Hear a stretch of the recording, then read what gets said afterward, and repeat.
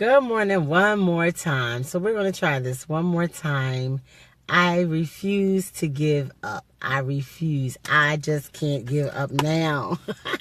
I've come too far from where I've started from, guys. So what we were talking about was definitely healing, and I was telling everyone in the first two videos that we tried to get this up and running and together, is that what we definitely need to do is we need to be mindful that healing is one of the most important things when you're trying to regain who you are and regain your self-worth back. Self-love is something that is really important when you're trying to get yourself to the place of your healing and your place of dealing with toxic relationships that have taken you through the ringer. People want to know if you can reconciliate. And I told the person, I'm not in that phase of the conversation right now, because it's not about a personal thing with my personal life. It's that I'm not in that part of the conversation now for the toxic relationship. Right now, we're in the part of the conversation where, one, you definitely need to recognize what toxic relationships are. Two, you need to understand how to handle them. Then you need to understand how to be forgiving.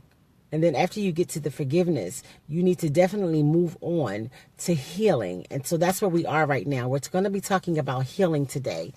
And like I told you, I was explaining to you about the children of Israel with Moses, and how Moses went to Pharaoh, and he went to Pharaoh to tell him to let my people go.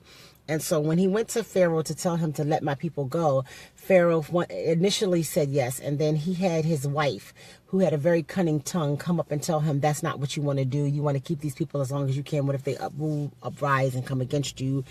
So on and so forth. What is Moses? And da-da-da-da-da-da. So on and so forth. So with all of that being said, we now come to the place where we definitely need to remember that Pharaoh's wife had a thing for Moses, and when Moses would not go into her bedchamber, I believe this is where her animosity came in when it came time for Moses to come back and for him to ask for the people to be let go and to be freed. And that's what happens when we are in our phases of regaining our lives, and we're regaining our self-worth, and you're regaining who you are. The enemy will definitely come and tell you, you need to stay. It's like when I was looking online yesterday, and I was listening to Sarah Jakes Roberts talk, and she was saying how, you're getting your life together and you're moving in a great vein, and you're asking God to do all that's necessary for you. And the next thing you know, you go on Facebook and you start saying, well, because you're feeling lonely, or you're feeling, was this the correct thing to do? All of a sudden you're looking at your ex's page, or your family page, or your friend's page that you had to get rid of out of your life because they were putting you in places that you didn't need to be. Excuse me. All of a sudden you're like, maybe it wasn't that bad, or, oh, well, maybe I should just continue on.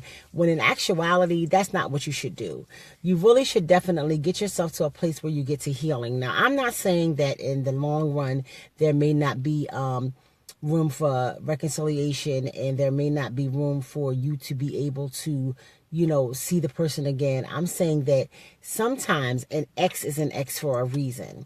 When it comes to the relationship vein of it. But when it comes to family, there's definitely, I apologize, excuse me guys, there's definitely reconciliation that needs to be done in that vein where, family can get along, you can get along at family functions. But if your family is overbearing and very judgmental, you may need to get a little bit more prayed up and stored up in dealing with them in any aspect that you need to deal with them in, because sometimes you don't want anybody to push you over the edge. You know what I'm saying? So even if you have come out of something that has been very detrimental to you, something that has definitely taken you to the next frame or the next level of your life, and you're just like, oh my God, like, why am I definitely having to deal with this?